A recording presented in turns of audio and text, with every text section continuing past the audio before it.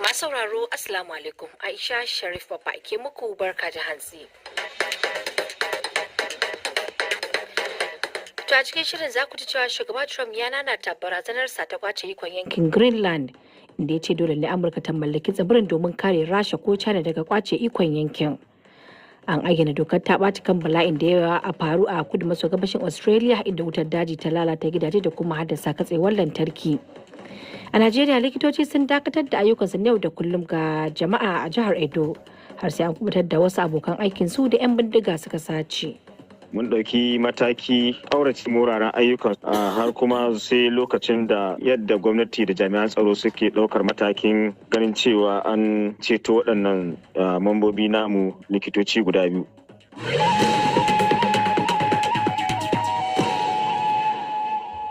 Akwai filinmu na lafiya zinariya inda a yau za mu taɓa batun cutukan da suka shafi zuciya da ma abubuwan da ke haddasa su. To amma kafin nan sai na karanto labaran duniya.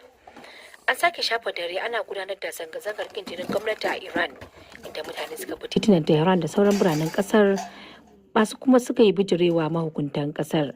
Wasu bidiyo da aka ba wa BBC duk da an katse intanet a kasar sun nuna cincirin da masu zanga-zanga na rera waƙoƙin martani ga jagoran addinin Iran din wato Ayatollah Khamenei. Akwai kuma rahotannin da ke cewa wata tarzomar ta barke, inda har wani likita ya ce yayi wa masu zanga-zanga da dama da aka harba magani. This is being seen as the most significant escalation in many years. Wakilar BBC ta ce ana ganin wannan shine ruruwar tashin hankali wanda ya fi tsananta a cikin shekaru da dama a kasar. Iran dai ta zargi Amurka da haddasa rikidewar zanga-zangar daga ta lumana zuwa ta tashin hankali, abinda Amurkan ta yi watsi da shi.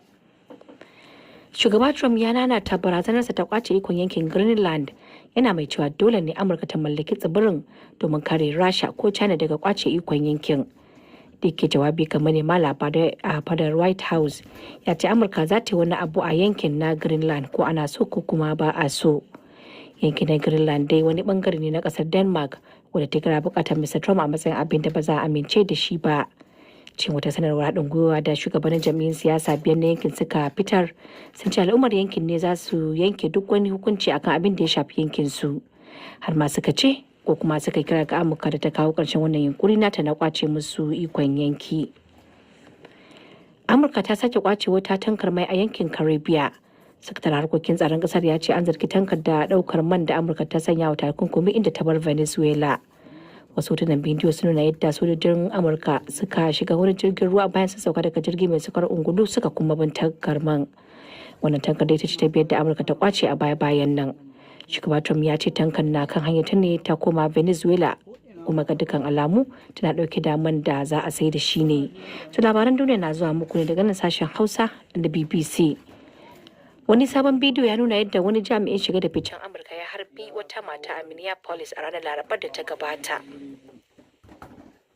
The video, which the BBC has verified as authentic, Wakilin BBC ce bidiyon wanda BBC ta tabbatar da sahihancinsa ya nuna ainihin abin da ya faru, kuma ya fara ne da yadda jami'in shiga da fitan ya fito daga motarsa ya kuma fara musayar yawu da matar, yayin da ita kuma take ba shi amsa cikin nutsuwa.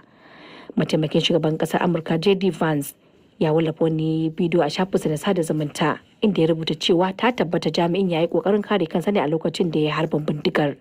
To da wasu jami'ai a jihar suka ce matar ba ta yi kama da wadda take dauke da makami ko kuma wani mugun abu ba. Mahukunta Australia sun ayyana dokar ta ɓaci kan bala'in da ya faru a kudu maso gabashin kasar, inda wutar daji ta lalata gidaje da kuma haddasa katsewar lantarki. Dabban jami'an kashe gobara aka tura domin shawo kan wutar a Victoria.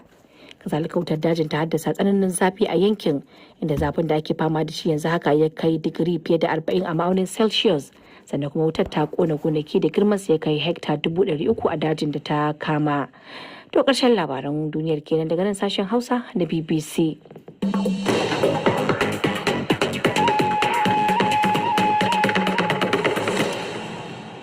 Tuma da yanzu kuma sai rahotannin da muke dauke da su a cikin shirin. Sojojin Isra'ila sun kaddamar da jerin har-hare ta sama a sassan Lebanon da dama. Rundunar sojin Isra'ila ta ce ta kai har-haren kan muhimman wuraren adana makamai da wurin rera wato da kuma wurin kera makamai da ta ce na da alaka da 'yan kungiyar Hezbollah. Ga fasar rahoton wakilin BBC daga Gabas ta Tsakiya Higo Bashega.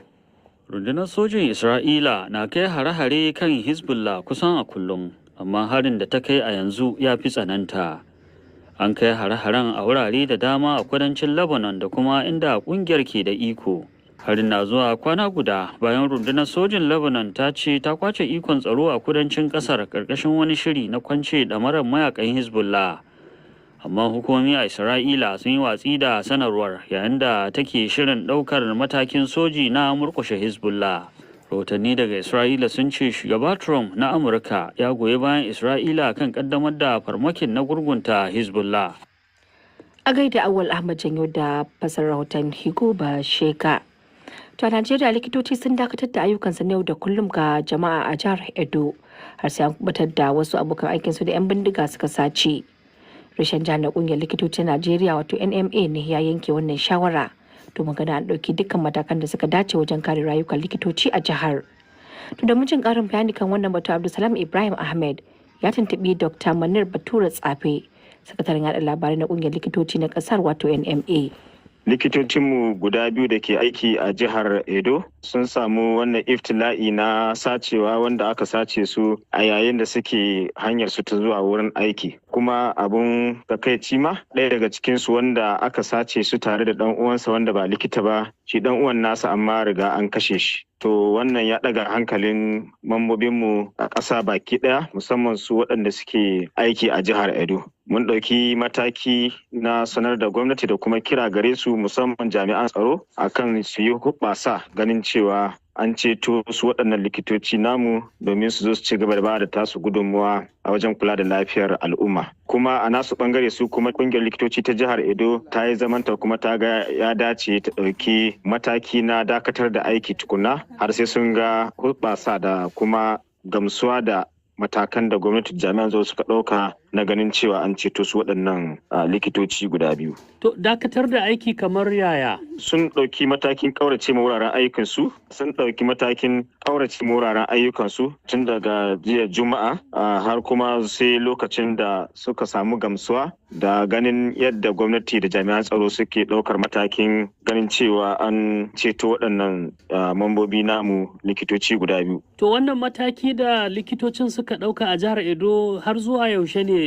A gaskiya ba zan iya faɗa ba a halin yanzu kasancewa abu ne wanda sai idan har kamar yadda suka ba da bayani cewa har sai sun gamsu da irin matakan da jami'an tsaro suke ɗauka akan kubutar da waɗannan likitoci. Wani zai ce wannan mataki ya yi tsauri kuma zai jefa jama'ar jihar cikin mawuyacin hali ta fuskar kiwon lafiya. Akwai la'akari da wannan kuma kamar yadda ka sani cewa aikin likitanci aiki ne wanda ake son a gabatar da shi cikin natsuwa. To tabbas likitocinmu a jihar Edo ba sa cikin natsuwa kasancewar sun waye gari ranar 1 ga wata aka samu rahoton sace ɗaya daga cikin likitoci wanda kuma akan hare sace ta zuwa wurin aiki. Sannan na biyun ma 2 ga wata kwana ɗaya tsakani shi ma aka sace shi har da kashe ɗan uwansa wanda suke tare da shi. So kaga wannan zai tsorata su kansu likitocin ganin cewa kenan babu wanda yake ya tsira da rayuwarsa da lafiyarsa balle har ya samu ƙwarin gwiwar gudanar da aikinsa. To idan haka ya ci gaba to ba mu san inda shi wannan al'amari zai kasance ba. Yana jin wannan shi ne ya ba su damar ɗaukar wannan mataki ganin cewa idan har gwamnati ta ɗauki rayuwar al'umma da muhimmanci ban tunanin cewa gwamnati za ta iya gazawa wurin kudar da waɗannan likitoci domin nuna masu sauran likitocin da ke aiki cewa tabbas gwamnati a tsaye take kuma za ta yi duk abin da ke zai yiwu domin ganin cewa ta kare su kuma ta kare lafiyar su da sauransu. Wannan shi zai kara musu ƙwarin gwiwa sosai wurin ganin cewa su ma sun ba da tasu gudunmawa wurin ci gaba da ayyukansu. Amma a halin da ake yanzu kaga ya nuna cewa babu wanda ke nuna cewa ya tsira kenan daga wannan al'amari. Dr. Manir Bature Tsafe, sakataren yaɗa labarai na ƙungiyar likitoci ta Najeriya wato NMA kenan.